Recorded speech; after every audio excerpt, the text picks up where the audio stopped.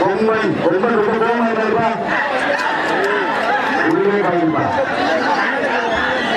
கைப்பிடிச்சி கொம்பன் நினைவாங்க கைப்பிடிச்சி கொம்பன் நினைவாங்க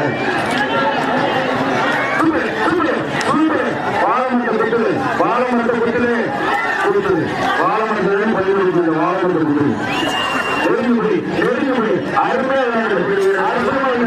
தொட்டு பாரு பாண்டை தொட்டு பாரு புடி